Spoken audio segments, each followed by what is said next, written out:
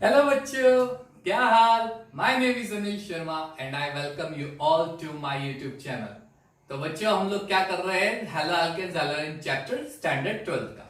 Already मैंने 5 video lecture उस पर बना दिए हैं। उसमें पहला वीडियो लेक्चर क्लासिफिकेशन का था सॉरी। सेकंड, थर्ड और फोर्थ और fifth video lecture it was totally based on preparation of halo alkanes. I hope आपने मेरे सारे वीडियो लेक्चर्स अभी तक देख चुके होंगे। हम लोग आज के वीडियो लेक्चर में स्टार्ट करने वाले हैं chemical property of halo alkanes. हम लोग फिजिकल प्रॉपर्टीज नहीं देखेंगे, वो बहुत इजी है, आप रीडिंग कर लेना। उसमें कुछ ऐसा डिटेल कराने जैसा है नहीं, बोर्ड लेवल से ही है, इट्स वेरी इजी, वो आप कर लेना। राइट नाउ हम लोग सिर्फ बात करेंगे chemical property of halo alkanes. तो बच्चे, हम लोग स्टार्ट करते हैं chemical property of halo alkanes. बने रहिएगा मेरे साथ। So here I'll give heading chemical properties of haloalkane. Chemical properties of haloalkanes. Now, basically, there are 3 very important chemical properties of haloalkanes that we are going to study in this chapter. कौन-कौन सी chemical property होगी? तो very first we are going to discuss about nucleophilic substitution reaction. सबसे पहले हम लोग इसका discussion करेंगे। Very second, we are going to discuss about elimination reaction, clear? And finally, we will discuss about reaction with metals. Reaction with metals. अब बच्चों, यहाँ पे जो न्यूक्लियोफिलिक सब्स्टिट्यूशन रिएक्शन है, वो मैं 2 पार्ट में आपके लिए बनाना चाहूंगा। उसको मैं 2 पार्ट में बहुत ही डिटेल में कराऊंगा। ये बच्चों बहुत ही इंपॉर्टेंट टॉपिक है, ये बहुत इंपॉर्टेंट टॉपिक है तीनों। क्योंकि अगर आप प्रीवियस ईयर्स पेपर्स उठा के देख लो, आपको पता चल जाएगा प्रीवियस ईयर्स क्वेश्चन जो है जेडब्ल्यू मेंस में हो या एडवांस में हो या नीट में हो, ज्यादातर क्वेश्चंस इन कॉन्सेप्ट के बेस पे आ चुके हैं। हम लोग साथ साथ में जेई मेंस और नीट के भी क्वेश्चंस कुछ कुछ देखते जाएंगे और उसका एप्लीकेशन पार्ट। क्लियर? तो आज जो हम करने वाले हैं वो न्यूक्लियोफिलिक सब्स्टिट्यूशन रिएक्शन का सबसे पहला पार्ट हम लोग करेंगे। चलिए, सो हम लोग हेडिंग दे देते हैं nucleophilic substitution reaction. Check. So it's a nucleophilic substitution reaction. There are basically 3 type of nucleophilic substitution reaction. Oh, I'm sorry, 4 types. 4 types. SN1 reaction, जिसे हम बोलते हैं unimolecular nucleophilic substitution reaction. SN2, जिसे हम बोलते हैं बाइमोलिक्यूलर न्यूक्लियोफिलिक सब्स्टिट्यूशन रिएक्शन। SNI, जिसे हम बोल सकते हैं intramolecular nucleophilic substitution reaction. And SNAR, जिसे हम बोल सकते हैं एरोमेटिक न्यूक्लियोफिलिक सब्स्टिट्यूशन रिएक्शन। फिलहाल इस चैप्टर में हम लोग सिर्फ पहले 2 का डिस्कशन करेंगे। इंट्रा और एरोमेटिक का फिलहाल हम कोई डिस्कशन फिलहाल नहीं करेंगे। Clear? Let's discuss about SN1 reaction. चलिए, तो पहला पार्ट है न्यूक्लियोफिलिक सब्स्टिट्यूशन रिएक्शन का SN1 रिएक्शन। ये पहला पार्ट है। SN1, जिसे हम बोल सकते हैं unimolecular nucleophilic substitution reaction. Unimolecular nucleophilic substitution reaction, SN1 reaction. चलिए, तो सबसे पहले इसे SN1 रिएक्शन क्यों कहते हैं, 1 क्या इंडिकेट करता है? वेल, SN क्यों लिखा? Well, there is no logic behind it. SN क्यों लिखा? There is no logic behind it. Nucleophilic substitution nucleophilic, वो कोई लॉजिक नहीं है। SN लिखा है, लेकिन उसके साथ ये 1 क्यों लिखा है, उसके पीछे एक रीजन है। हमने देखा है 1 यहां पे उससे रिलेटेड नेम दिया गया है यूनिमोलिक्यूलर।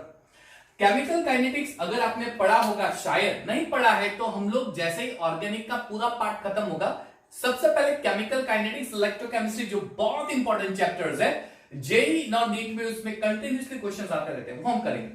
क्लियर? तो यहां पे केमिकल काइनेटिक्स का एक शॉर्ट पार्ट में आपको जरूर बताना चाहूंगा। यूनिमोलिक्यूलर क्यों वर्ड यूज किया गया है? वो केमिकल काइनेटिक्स में 2 चीजें होती है, एक होती है मॉलिक्यूलरिटी और दूसरी होती है ऑर्डर ऑफ एक्शन। उसके बारे में मैं बाद में बात करता हूं। मॉलिक्यूलरिटी का मतलब क्या है? जब किसी केमिकल रिएक्शन में एक सिंगल मॉलिक्यूल में चेंज आता है, कोई केमिकल रिएक्शन करेंगे, रिएक्टेंट से प्रोडक्ट, मान लीजिए ये रिएक्टेंट है, उसका मैं प्रोडक्ट में कन्वर्जन कर रहा हूं, तो ये सिंगल रिएक्टेंट में कोई केमिकल चेंज आता है तो उसे हम बोलते हैं यूनिमोलिकुलर रिएक्शन। इसका मतलब क्या हुआ कि यहां पे जो मैं सब्स्टिट्यूशन रिएक्शन करूंगा उसमें एक सिंगल मॉलिक्यूल में ही चेंज आने वाला है। वो किस तरह से, लेट्स सी। चलिए सबसे पहले बेसिक रिएक्शन लिख देते हैं। न्यूक्लियोफिलिक सब्स्टिट्यूशन रिएक्शन की अगर मुझे बेसिक रिएक्शन लिखनी हो तो मान लीजिए अल्काइल हैलाइड है, इस पर मैं डाल देता हूं न्यूक्लियोफाइल OH माइनस, ये हो जाएगा ROH plus Cl minus. Clear? चलिए यहां पे जो Cl है ये इसमें से निकल रहा है, OH इसको सब्स्टिट्यूट कर रहा है, इसलिए Cl को हम बोलेंगे लिविंग ग्रुप, ये हो जाएगा लिविंग ग्रुप, ये अपने खानदान को छोड़ के भाग जा रहा है, और ये है OH अटैकिंग ग्रुप। क्लियर? ये अटैक कर रहा है, अटैकिंग ग्रुप। ठीक है, ये बेसिक सी रिएक्शन है। अब यूनिमोलिकुलर वर्ड क्यों यूज किया होगा, पहले हम उसका रीजन देख लेते हैं। चलिए बेसिकली ये जो SN1 रिएक्शन है, ये जो पूरी रिएक्शन मैंने लिखी है, ये सब्स्टिट्यूशन रिएक्शन है, ये मुझे पता चल गया है, ये आपको भी पता चल गया है। क्यों? क्योंकि OH जो है वो Cl को रिप्लेस कर रहा है, OH Cl को सब्स्टिट्यूट कर रहा है, तो ये हो गई न्यूक्लियोफिलिक सब्स्टिट्यूशन रिएक्शन। अब SN1 रिएक्शन में होता क्या है बच्चों, तो SN1 रिएक्शन में सबसे पहली चीज ये 2 स्टेप रिएक्शन, यानी ये वाली जो रिएक्शन होगी ये 2 स्टेप में रिएक्शन होगी, स्टेप नंबर 1 और step number 2 step reaction. Clear? Step number 1 में क्या होगा, तो step number 1 it's a formation of carbocation, formation of carbocation. और स्टेप नंबर 2 कौन सा होगा, तो एडिशन ऑफ अ न्यूक्लियोफाइल और attacking of a nucleophile, attacking of a nucleophile in step number 2। यानी ये 2 स्टेप रिएक्शन है। पहले स्टेप में क्या होगा, कार्बोकैटायन का फॉर्मेशन होगा, दूसरे स्टेप में क्या होगा, न्यूक्लियोफाइल उसके ऊपर अटैक करेगा। So this reaction basically takes place in 2 steps, 2 step. अब थोड़ा यहां पे ध्यान से फोकस करना।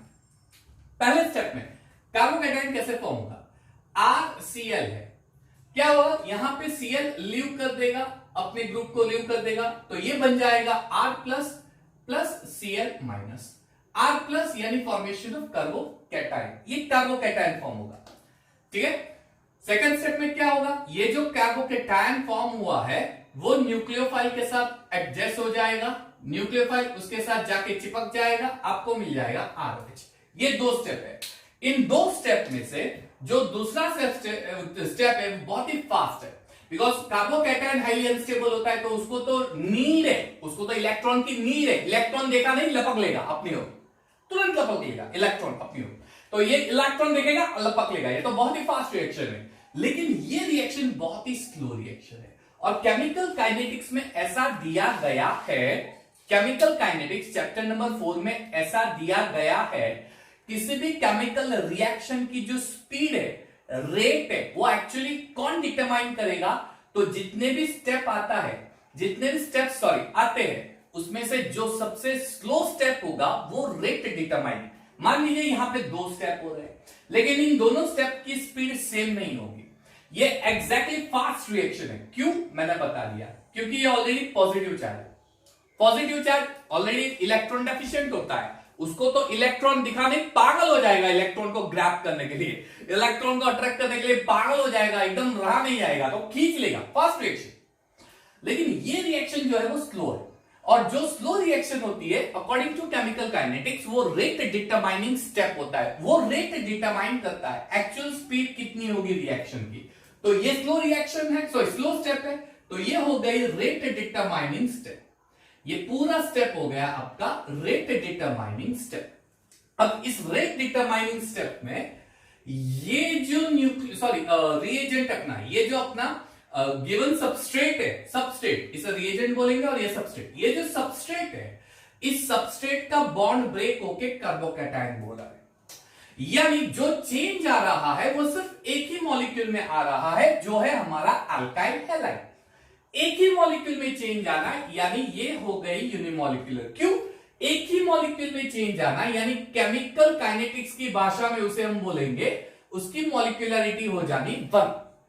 सिर्फ एक केमिकल में चेंज आता है उसे बोलते हैं 1 मॉलिक्यूलरिटी, यानी फर्स्ट स्टेप में सो स्टेप है, रेट डिटरमाइनिंग स्टेप है। इस स्टेप में सिर्फ अल्काइल हैलाइड में चेंजेस आ रहे हैं, तो इसकी molecularity as per this step हम लोग 1 बोलते हैं, इसलिए ये हो जाएगा यूनिमॉलिक्यूलर।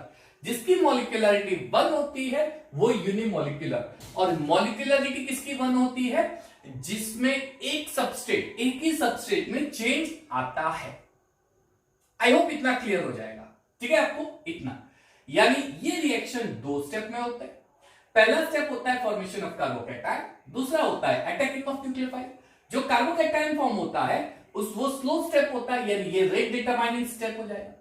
ये हो जाएगी फास्ट रिएक्शन, क्यों वो मैंने बता दिया। इसके अंदर सिर्फ और सिर्फ इसके ये अल्काइल हैलाइड में चेंज आ रहा है, यानी एक ही मॉलिक्यूल में चेंज आ रहा है, यानी मॉलिक्यूलरिटी हो गई 1, इसलिए ये हो गया यूनिमॉलिक्यूलर न्यूक्लियोफिलिक सब्स्टिट्यूशन रिएक्शन।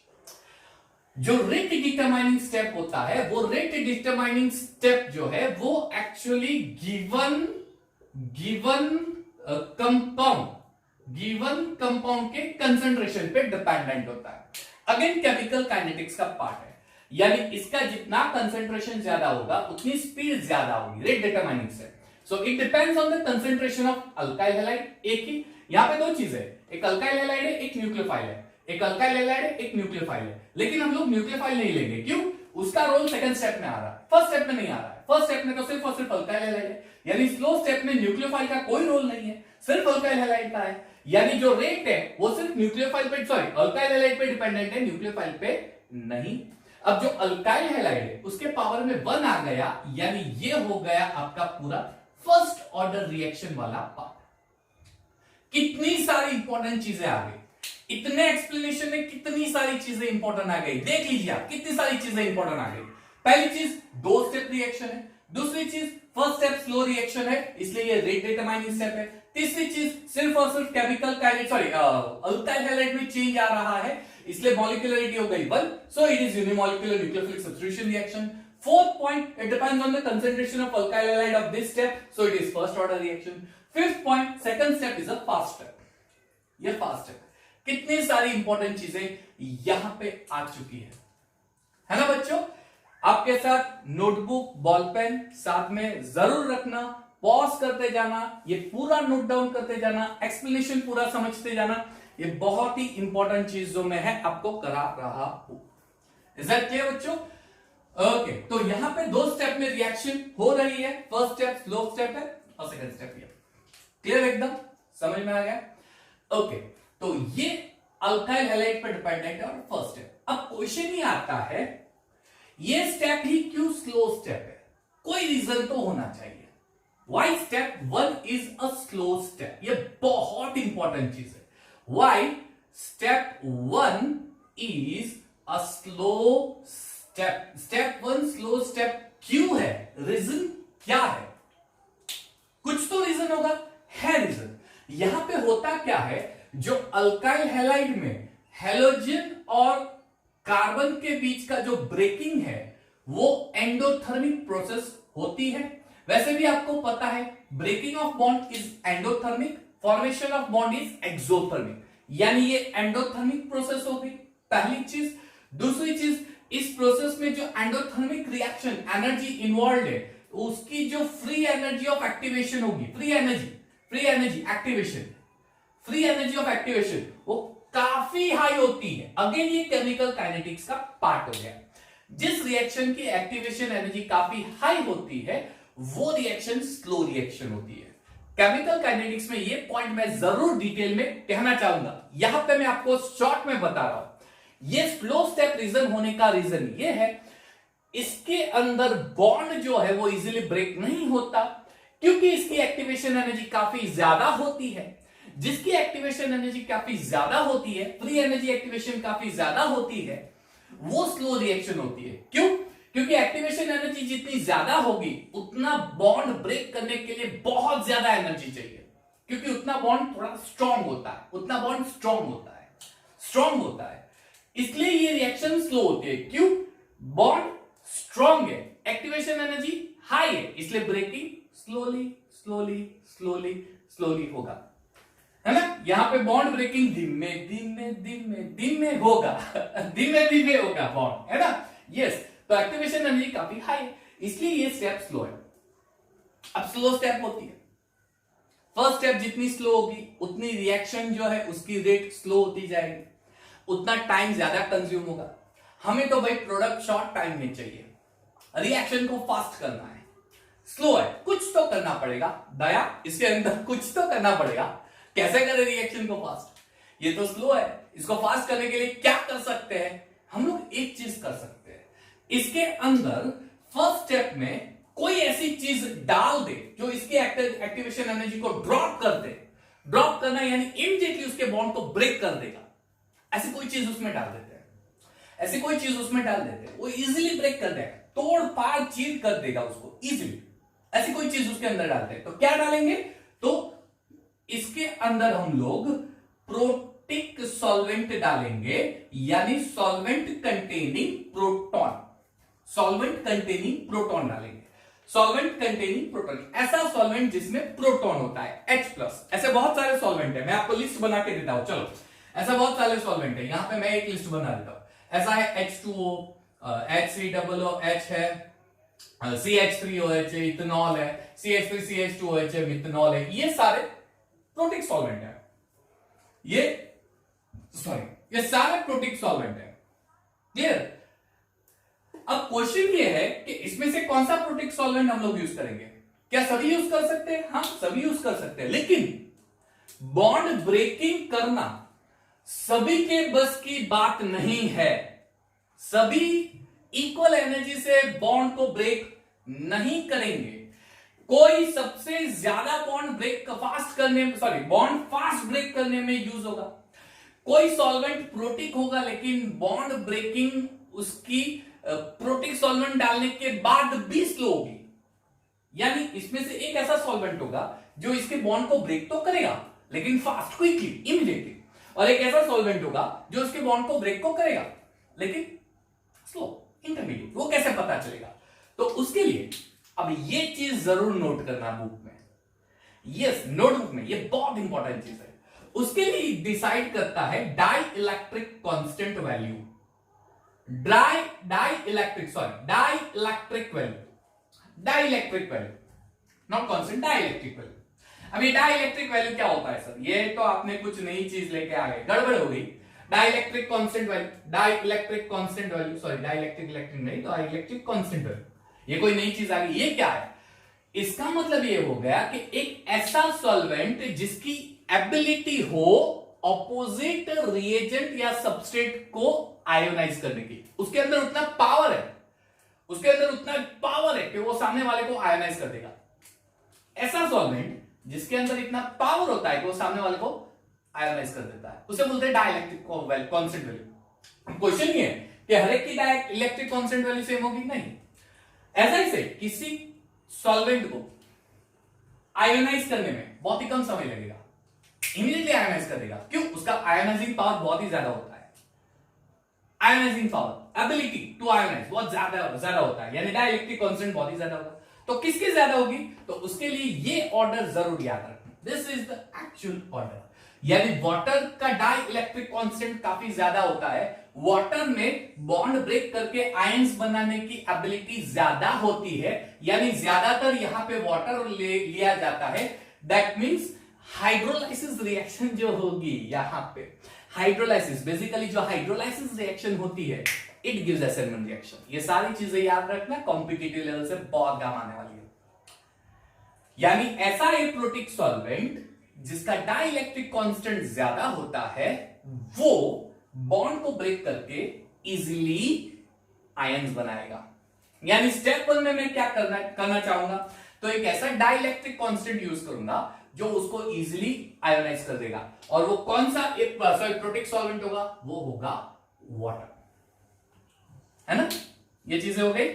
चलिए, तो एक काम करिए, पॉज करके फटाफट से इसको नोट डाउन कर दीजिए ताकि हम लोग आगे का कॉन्सेप्ट चलने जाए। चलिए, तो पॉज करके नोट डाउन कर लिया होगा, आगे बढ़ते हैं। Let's move on further. Okay, let's move. चलिए, आई होप इतना तो आपको समझ में आ चुका होगा। Let's take an example. 2 step reaction होती है, उसके कुछ एग्जांपल, बढ़िया से एग्जांपल ले लेते हैं। ठीक है, चलिए example. Let's say touch butyl halide, tertiary butyl chloride, उसके अंदर मैं डाल देता हूं OH माइनस या H2O के प्रेजेंस में, ये हो जाएगा H2O के प्रेजेंस में। चलो H2 हाइड्रोलाइसिस कर लेते हैं इसका, CH3 C CH3 CH3 OH plus Cl निकल जाएगा HC। ओके, तो भाइयों और आप सबकी बहनों, रिएक्शन कैसे होगी? दो स्टेप रिएक्शन होगी, two step. Step number 1, let's move on to step number 1, mechanism.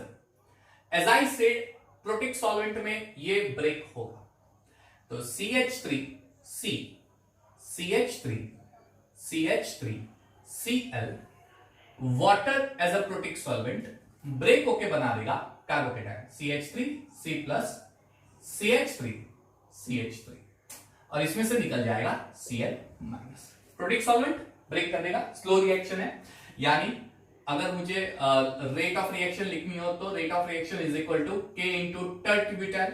Chemical kinetics आएगा तो बढ़िया सा पता चल जाएगा, raise to 1। So it's a first order reaction, क्योंकि ये सिर्फ और सिर्फ टर्शियर ब्यूटाइल के पावर में जो नंबर है उसके ऊपर डिपेंड है, टर्शियर ब्यूटाइल के कंसंट्रेशन पे डिपेंडेंट है, और कंसंट्रेशन का जो पावर होता है वो होता है order of reaction. Tertiary butyl के कंसंट्रेशन के पावर में 1 है, इसलिए फर्स्ट ऑर्डर रिएक्शन, और unimolecular depends on tertiary butyl, right.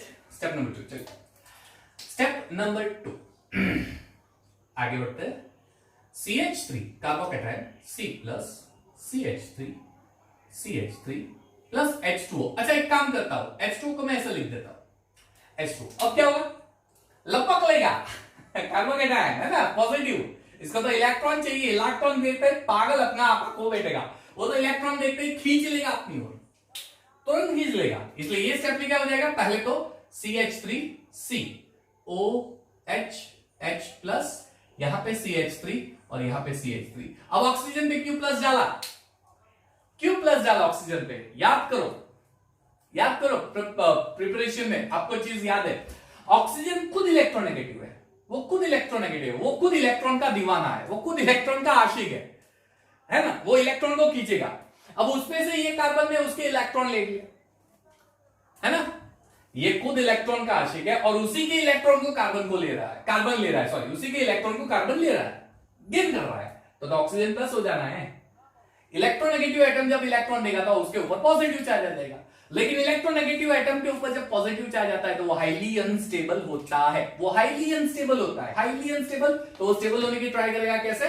तो ये जो दो इलेक्ट्रॉन है, कोई भी हाइड्रोजन यार, ये दोनों इलेक्ट्रॉन लेके हाइड्रोजन को H प्लस फॉर्म में रिलीज कर देगा इसी स्टेप में, इसलिए ये हो जाएगा CH3 COH CH3 CH3, और ये H प्लस कंटिन्यूटी रखेंगे तो H2O के साथ H3O प्लस बना देगा, फिर दूसरा मॉलिक्यूल आएगा, तीसरा मॉलिक्यूल आएगा, ऐसे ये कंटिन्यूअसली होता जाएगा, और लास्ट में फिर HCl बनेगा, इसलिए मैं सिर्फ H3O प्लस डाल रहा हूं। ये हो गई मैकेनिज्म, ये हो गई आपकी मैकेनिज्म। क्या क्या इंपॉर्टेंट चीज आ गई?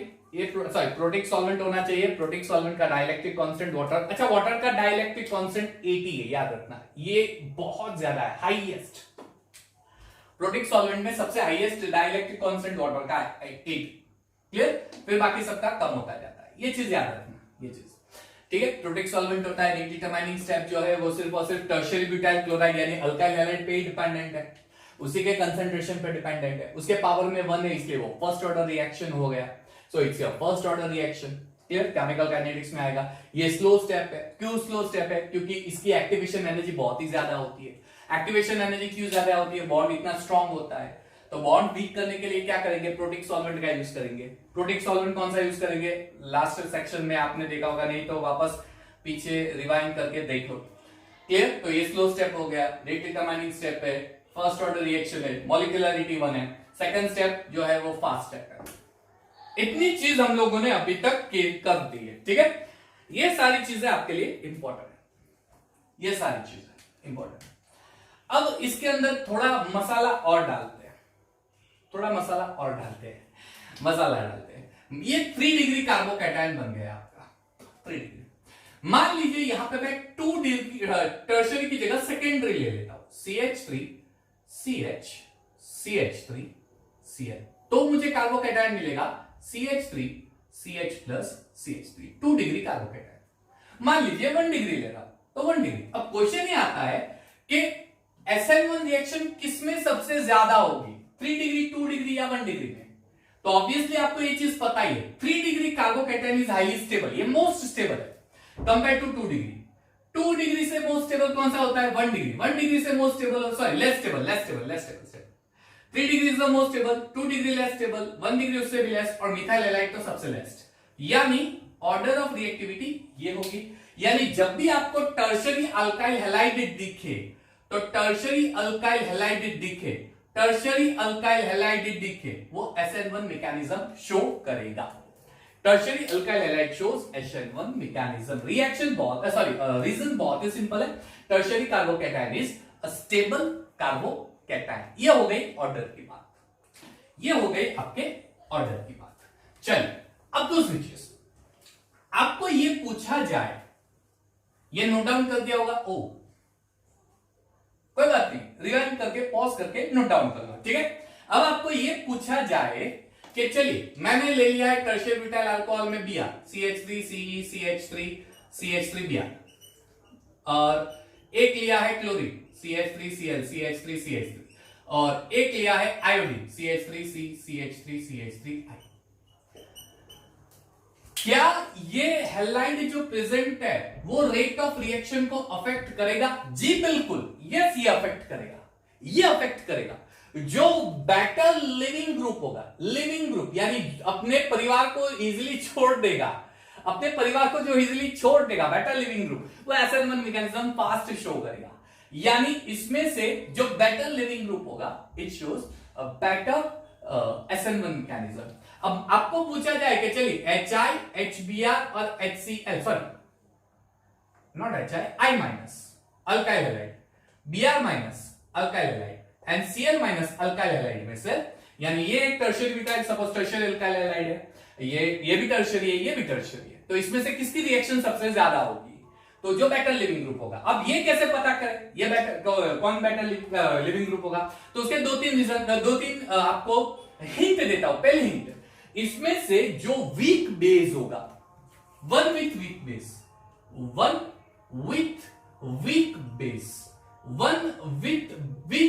वो बेटा लिविंग ग्रुप होगा। और वीक बेस कौन सा होगा? जो सबसे स्ट्रॉन्ग एसिड है। और आप लोगों ने शायद इक्विलिब्रियम चैप्टर में पढ़ा है ये कि HI is a stronger acid than HBr is a stronger acid than HCl is a stronger acid। यानी इस एसिड का जो I माइनस है वो बेस है, इसका जो Br माइनस है वो कॉन्जुगेट बेस है, और HCl का जो Cl माइनस है वो कॉन्जुगेट बेस है। अब यहाँ पे वीक बेस कौन सा हो गया?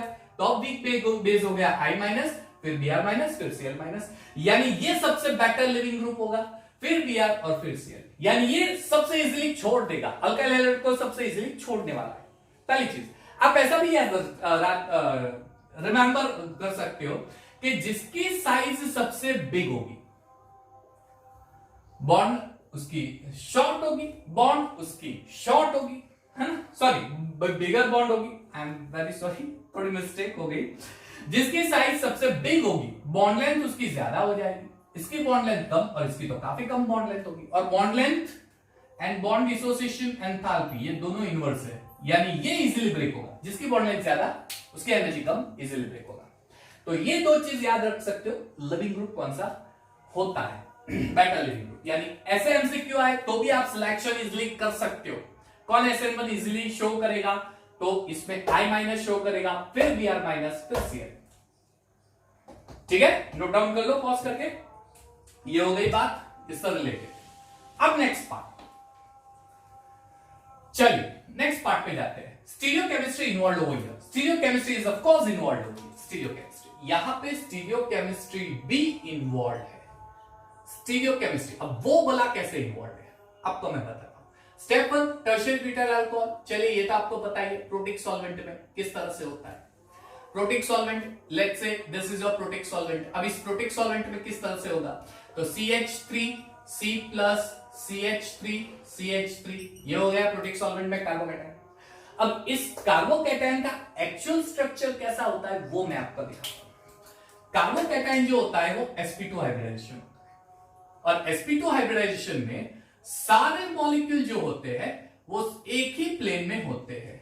यानी ये CH3 कार्बोकैटायन के प्लेन में होगा, ठीक है, ये भी कार्बोकैटायन के प्लेन में होगा और ये भी कार्बोकैटायन के प्लेन में होना है, ठीक है। अब जो एक ऑर्बिटल कार्बन का बाकी है p ऑर्बिटल, वो परपेंडिकुलर टू द प्लेन होगा और वो p ऑर्बिटल वैकेंट होगा, प्लस चार्ज, वो वैकेंट होगा। ध्यान से समझना है स्टीरियोकेमिस्ट्री कैसे इन्वॉल्व है। वो वैकेंट p ऑर्बिटल है, वैकेंट p ऑर्बिटल कार्बोकैटायन है, वैकेंट p ऑर्बिटल कार्बोकैटायन है, परपेंडिकुलर है। अब जो सेकंड स्टेप में न्यूक्लियोफाइल अटैक करेगा वो दो जगह से अटैक कर सकता है, या तो ऊपर से अटैक करेगा या नीचे से अटैक करेगा। मान लीजिए ऊपर से अटैक कर दिया तो आपको कौन सा मिलेगा, तो CH3 C, यहां पे OH, CH3 और CH3। मान लीजिए नीचे से अटैक किया तो आपको कौन सा मिलेगा, CH3 C, OH, CH3 और CH3। आपको दो स्ट्रक्चर मिलेंगे, दो मिलते हैं, दो स्ट्रक्चर। यानी ऑब्वियसली इसमें से एक डेक्स्ट्रो होगा और एक लिवो होगा। डेक्स्ट्रो और लिवो होता है यानी ये हो जाएंगे इनएंशियोमर्स। अब ये चीज आगे आने वाली है, इसी चैप्टर में आगे आने वाली है इनएंशियोमर्स, ये चीज याद रखना। दूसरी चीज, इनएंशियोमर एक डेक्स्ट्रो एक लिवो कैसे पता चलेगा, देखो मैं आपको एक और हिंट देके बताता हूं। यहां पे सिल राइट हैंड साइड है तो इसमें जो OH होगा वो भी राइट हैंड साइड पे अटैच होगा, यानी जिस पोजीशन में Cl है उसी पोजीशन में OH ऐड होता है। और Cl यहां पे है, दूसरा केस क्या होगा, अगर Cl यहां पे है तो OH उसके ऑपोजिटली ऐड होता है, यानी OH यहां पे ऐड कर दो, CH3 CH3 CH3, यानी होगा क्या पता है, OH जहां पे Cl है वहां आगे से भी अटैक करेगा और जहां पे Cl है उस कार्बन के पीछे से भी अटैक करेगा। यानी OH आगे से भी अटैक कर सकता है कार्बोकैटायन को और पीछे से भी अटैक कर सकता है। अगर आगे से अटैक करके बॉन्ड ब्रेक करके बनाता है तो इसे हम बोलते हैं रिटेंशन स्ट्रक्चर। रिटेंशन क्यों, क्योंकि ये स्ट्रक्चर में चेंजेस बिल्कुल नहीं हुआ, जहां पे न्यूक्लियोफाइल है वहीं पे दूसरा न्यूक्लियोफाइल ज्वाइंट हो गया, चिपक गया, यहां पे तो यहीं पे आके चिपक गया, यह रिटेंशन हो गया। जिस डायरेक्शन में OH उसी डायरेक्शन में, इसे हम बोलते हैं इन्वर्जन। इन्वर्जन क्यों, क्योंकि जहां पे ओरिजिनल न्यूक्लियोफाइल था अपकमिंग न्यूक्लियोफाइल उसके ऑपोजिट डायरेक्शन में अटैक करके अटैच हो रहा है, इन्वर्जन है ना। तो इसलिए ये रेसिमिक मिक्सचर होता है। अच्छा, एक और चीज मैं यहां पे बता देता हूं आपको, शॉर्ट में बता रहा हूं, मैंने जैसे बोला कि शायद आपने 11th में पढ़ा होगा, रेसिमिक मिक्सचर मिलता है। रेसिमिक मिक्सचर यानी डेक्स्ट्रो और लिवो का मिक्सचर, इसका D+L mixture is racemic mixture, जिसमें एक होता है रिटेंशन, एक होता है इन्वर्जन। एग्जाम में बच्चों क्वेश्चन ये आता है, क्या दोनों 50% मिलेंगे, यानी दोनों प्रोडक्ट मिलते हैं, ये तो पक्का है। जब मैं SN1 इसकी करूंगा तब मुझे दो प्रोडक्ट मिलेंगे, एक D फॉर्म होगा एक L फॉर्म होगा, एक इन्वर्जन होगा एक रिटेंशन होगा, ठीक है, ये तो पक्का है। अब ये जो दो प्रोडक्ट मिलेंगे क्या 50%, तो मैं आंसर यहां पे देना दूंगा ऑलमोस्ट 50% रेसिमिक मिक्सचर। ये जो रेसिमिक मिक्सचर होता है वो 80 to 95% तक आपको मिलता है। ये जो रेसिमिक मिक्सचर है वो 80 to 95% मिलता है, 80 to 95%। बाकी जो एक्सेस होता है वो इन्वर्जन, यानी रिटेंशन और इन्वर्जन में ये ज्यादा होता है, यानी inversion is always more than 50%, retention is less than 50%। ऐसा क्यों, ऐसा क्यों, हर एक के पीछे कुछ ना कुछ लॉजिक तो होना ही चाहिए, है ना। ऐसा क्यों ऐसा क्यों होता है, रीजन क्या है, कुछ तो होना चाहिए, है रीजन क्या। यहां पे Cl ने बॉन्ड ब्रेक कर दिया, चलो यहां से दिखा, CH3 C, CH3 CH3 Cl minus और ये OH माइनस इसी डायरेक्शन में अटैक कर रहा है। अब यहां से बॉन्ड ब्रेक हो गया और Cl माइनस निकल गया, तो ऐसा थोड़ी होगा कि बॉन्ड ब्रेक हो गया Cl निकल के दूर चला गया, नहीं, वो तुरंत दूर नहीं जाता, वो बॉन्ड ब्रेक करेगा और उसी जगह पे थोड़ी टाइम के लिए मंडराता रहेगा, उसी टाइम पे थोड़ी टाइम के लिए वो वहां पे फ्लक्चुएट होता रहेगा। बॉन्ड ब्रेक के लगाव है ना, अटैचमेंट है, अटैचमेंट थोड़ी ना छोड़ेगा इजीली, तो ये अटैचमेंट इजीली नहीं छोड़ेगा, तो वो वहीं पे थोड़ी देर के लिए जमा रहेगा, थोड़ी देर के लिए उसके आसपास मंडराता रहेगा। तो अब ये Cl माइनस क्या करेगा, OH माइनस को रिपल करेगा, ऑब्स्ट्रक्ट करेगा ज्वाइंट होने में। यानी जहां Cl माइनस होता है वहां पे अगर न्यूक्लियोफाइल ज्वाइंट होना चाहे तो ये उसको ऑब्स्ट्रक्ट करेगा, ये उसको रिपल करेगा, ये उसको इजीली चिपकने नहीं देगा। क्यों? बॉन्ड ब्रेक होने के बाद भी वो वहीं पे घूमता रहेगा थोड़ी देर के लिए। इसकी वजह से OH उसी की डायरेक्शन में इजीली नहीं चिपकता, तो उसके ऑपोजिट डायरेक्शन में फास्ट चिपकने लगेगा। इसलिए इन्वर्जन का प्रोडक्ट ज्यादा होता है, रिटेंशन का प्रोडक्ट लेस होता है। ठीक है बच्चों, चलिए क्विकली पॉज करके इसको भी नोट कर दो फास्ट। ओके चलिए, तो ये है कुछ MCQs related to SN1 mechanism. यहां पे हम लोग कुछ SN1 मैकेनिज्म के एमसीक्यूज कर रहे हैं और उसके बाद 2-3 से 4 प्रीवियस क्वेश्चंस एमसीक्यूज के करने वाले हैं। चलिए, बहुत सारी चीजें यहां पे याद रखनी पड़ेगी, 1-2 और नए कॉन्सेप्ट आने वाले हैं एमसीक्यू में, तो वो भी आप थोड़ा फोकस देके करना। ठीक है बच्चों, चलिए। Arrange in the increasing order of hydrolysis of alkyl halide, यानी अल्काइल हैलाइड का अगर हाइड्रोलाइसिस करेंगे तो किसका ज्यादा होगा, कौन सा फास्ट करेगा, कौन सा स्लो करेगा, ABC, इसमें से सबसे फास्ट किसका ज्यादा होगा, यानी इसका फाइनल प्रोडक्ट जो बनेगा वो मैं आपको दिखा सकता हूं। CH2OH बेंजीन के ऊपर SN1 मैकेनिज्म होगी या SN2 व्हाटएवर इट इज, देख लेते हैं। ये हो जाएगा CHOH, यहां पे CH3, ठीक है। चलिए, ये हो जाएगा आपका टर्च butyl alcohol, tertiary butyl alcohol, CH3 और यहां पे हो जाएगा CH2 double bond CH single bond CH2OH, ये हो जाएगा। अब OH तो बाद में चिपकेगा, OH तो बाद में चिपकने वाला है। यहां पे तो पहले कार्बोकेटायन आएगा, यहां पे भी पहले कार्बोकेटायन आएगा, यहां पे भी पहले कार्बोकेटायन आएगा, ये C+ और फाइनली ये कार्बोकेटायन यहां पे हो जाएगा CH2+। अब क्वेश्चन ये आता है कि इसमें से सबसे तेज, ज्यादा फास्ट कौन भागेगा। चलिए, ये आपका 3 डिग्री अल्कोहल है, ये अलाइलिक है भैया, अलाइलिक, ठीक है। ये बेंजाइल है, ये आपका बेंजाइल ग्रुप है, बेंजाइल, ठीक है। और यहां पे बेंजाइल के साथ साथ CH3 है। चलिए, बेंजाइल कार्बोकेटायन है। कुछ अगर आपको याद हो तो यहां पे रेजोनेंस जरूर होगा, यानी ये यहां पे आएगा प्लस बनेगा, ये यहां पे आएगा प्लस बनेगा, ये यहां पे आएगा प्लस बनेगा, वापस यहां पे आ जाएगा, रेजोनेंस होगा, यानी इस कार्बोकेटायन में रेजोनेंस होने वाला है। ठीक है, ऐसे कैसे अलाइलिक में भी रेजोनेंस होगा, CH2 double bond CH single bond CH2+, ये कार्बोकेटायन यहां पे आ जाएगा, डबल बॉन्ड यहां पे आ जाएगा, यानी यहां पे भी रेजोनेंस होना है। ठीक है, यहां पे तो रेजोनेंस होगा ही, लेकिन उसके साथ साथ पास में, पड़ोस में, उसके देखो उसके पड़ोस में कुछ याद हो तो रिएक्शन इंटरमीडिएट पढ़ा होगा, उसके पड़ोस में मिथाइल ग्रुप है, और अगर मिथाइल ग्रुप है तो वहां पे हाइपर कंजुगेशन जरूर होता है। कुछ याद आया? हाइपर कंजुगेशन, हाइड्रोजन, हाइड्रोजन का शिफ्टिंग, ये डबल बॉन्ड यहां पे आ जाएगा, H+ बनेगा, रिगार्डिंग मी हाइपर कंजुगेशन, यानी यहां पे रेजोनेंस प्लस हाइपर कंजुगेशन होगा, और यहां से भी हाइपर कंजुगेशन होगा, यहां से भी हाइपर कंजुगेशन होगा, यहां से भी हाइपर कंजुगेशन होगा। अब क्वेश्चन ये आता है कि कौन सा फास्ट देगा। बेसिकली आपने ये स्टडी किया होगा, आ रही या फिर अरे हाई, जो एरोमेटिक होता है वो फास्ट, यानी वो सबसे हाईली स्टेबल होता है, फिर आता है रेजोनेंस स्टेबिलिटी, फिर हाइपर कंजुगेशन, फिर inductive effect. Inductive effect last में आता है, यानी रेजोनेंस पहले आना चाहिए। तो यहां पर रेजोनेंस हो रहा है, यहां पर रेजोनेंस हो रही है, तो आप सोचोगे ये पहले आएगा, यहां पर रेजोनेंस हाइपर कंजुगेशन होता है, फिर ये आएगा, यहां पे सिर्फ हाइपर कंजुगेशन, फिर ये आएगा। लेकिन ये चीज नहीं है, यहां पे थोड़ा हम लोग और दिमाग लगाएंगे। यहां पे 3 3 6 3 9 9 हाइपर कॉन्जुगेटिंग स्ट्रक्चर्स क्रिएट होने वाले हैं, which creates high impact on the stability of carbocation.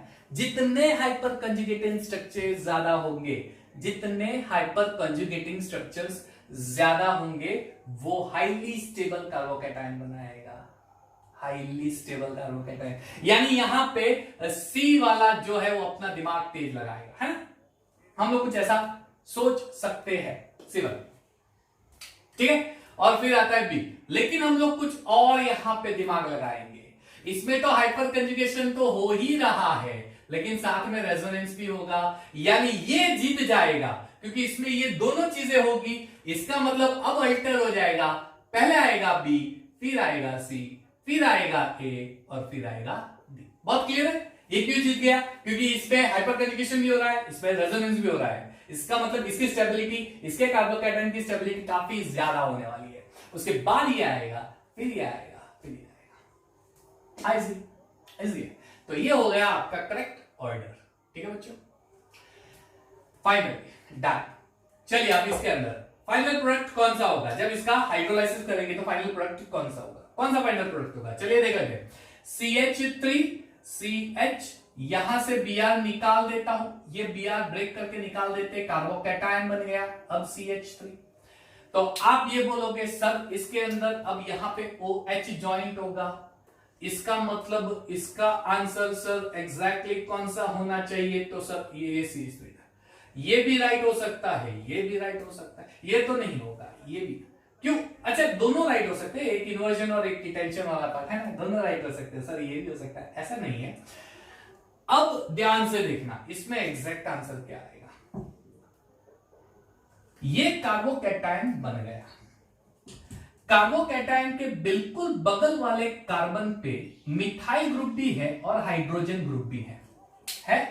अब मैंने आपको बताया था जब कार्बोकैटायन के बिल्कुल बगल वाले कार्बन पे या हाइड्रोजन होता है या मिथाइल होता है या फिनाइल होता है तो स्ट्रक्चर अपने आप को रीअरेंज करके स्टेबल बना देगा। रीअरेंज क्या होगा? तो यहां पे हाइड्रोजन और मिथाइल दोनों है, तो किसका होगा? तो उसका भी ऑर्डर मैंने आपको दिया था। अगर हाइड्रोजन है तो वही रीअरेंज होगा, अगर हाइड्रोजन नहीं है तो हम फिनाइल को देखेंगे, और अगर वो भी नहीं है तो आखिर में मिथाइल शिफ्ट कर सकते हैं। अब यहां पे हाइड्रोजन मिथाइल दोनों है, तो शिफ्टिंग किसका होगा? हाइड्राइड का होगा। अब मुझे कौन सा मिलेगा प्रोडक्ट? तो CH3, पहले तो कार्बोकैटायन देख लो, C प्लस हाइड्रोजन यहां पे चला गया, कार्बोकैटायन यहां पे आ गया, ये हो गया CH3, ये हो गया CH3, अब ये बन गया स्टेबल कार्बोकैटायन। यानी हाइड्राइड, फिनाइल और मिथाइल शिफ्ट की वजह से कार्बोकैटायन अपने आप को स्टेबल बनाने की ट्राई करेगा रीअरेंज करके। अब यहां पे जाके OH चिपक जाएगा। फाइनल आंसर फाइंड करो, ये रहा आपका आंसर, है ना? रीअरेंजमेंट, अरे बहुत चीजें याद रखनी है रीअरेंज की, ठीक है? ये देखो यहां पे क्या होगा। चलिए इसको भी Br निकाल के, इसका Br निकाल दो पहले। चलो कहां से करे, अगर शायद, अच्छा यहां पे डाल देता हूं। चलो CH3 CH, ये आपका बेंजीन ग्रुप, ठीक है? यहां पे हो जाता है CH2 प्लस। अब अगेन यहां पे इसके बिल्कुल बगल वाले कार्बन पे हाइड्रोजन भी दिया है और फिनाइल भी दिया है, तो क्या होगा? हाइड्राइड शिफ्ट होगा, क्योंकि फिनाइल का अरेंजमेंट तो बाद में होता है। हाइड्राइड शिफ्ट, इसका मतलब यहां पे भी हाइड्राइड शिफ्ट कर दो, तो ये हाइड्राइड शिफ्ट करके CH3 बना दिया और ये बन गया आपका कार्बोकैटायन। अब यहां से OH चिपक जाएगा, यानी आपका करेक्ट आंसर कौन सा होगा? डी वाला, ये देखो ये रहा, है ना? हो गया? Yes, very easy. क्लियर बच्चों? इसका स्क्रीनशॉट ले लो क्विकली और हम प्रीवियस ईयर क्वेश्चन पे जाते हैं। चलिए तो ये रहे previous year questions, total 4 questions है। पहला क्वेश्चन AIPMT 2005 का है, दूसरा AIEEE 2010, देन AIPMT 2015 का क्वेश्चन है ये, और ये है JEE Mains 2017। बच्चों मैं चाहता हूं कि ये क्वेश्चन मैं खुद नहीं कराऊंगा, I wish that you try by yourself. ये ऑल 4 क्वेश्चंस पॉज करके इसको आप एक बढ़िया तरीके से नोटबुक में लिख के इसका आंसर फाइंड कर दो। मेरे नेक्स्ट वीडियो लेक्चर के स्टार्टिंग में मैं इसके आंसर्स आपको बताना चाहूंगा। आई विश के आपको समझ में आया होगा आज का कॉन्सेप्ट। तो पूरा कॉन्सेप्ट बढ़िया था, अच्छा था, एंट्रेंस लेवल से पूछा जा सकता है, बोर्ड लेवल से भी ये क्वेश्चंस आपको बहुत अच्छी तरह से करना है। ये सारी चीजें ध्यान में रखना, और अगर कुछ भी क्वेरी हो तो कमेंट सेक्शन में डाल देना। दूसरी चीज, डिस्क्रिप्शन में मैंने एक लिंक दी है, जुलाई 26, नोट दैट डेट, डॉट जुलाई 26, उस डेट पे फिजिक्स की एग्जाम्स होने वाली है। बहुत ही वेल प्रॉपर एक्सप्लेन करने वाले फिजिक्स के सर है एम अनवर सर, उनके वीडियो लेक्चर जरूर देखिए। और उनके डिस्क्रिप्शन लिंक में अभी ये टेस्ट कैसी है, ऑनलाइन टेस्ट किस तरह से होगी, कैसे होगी, वो उस डिस्क्रिप्शन बॉक्स में जाके आप क्लिक करो, आपको एक वीडियो दिखाई देगा, उसमें पूरी इंफॉर्मेशन आपको दी है कि किस तरह से वो आपके टेस्ट लेने वाले हैं, तो वो जरूर विजिट करके देखना। Till then we are completing over here SN1 mechanism. Next lecture में हम लोग SN2 mechanism करने वाले हैं, ये क्वेश्चंस जरूर करके लाना, ठीक है बच्चों। Thank you, take care of your self and please please please prepare this, दिल से प्रिपेयर करना, आपको बहुत मजा आने वाला है, ठीक है। बने रहिएगा मेरे साथ। Thank you, have a nice time.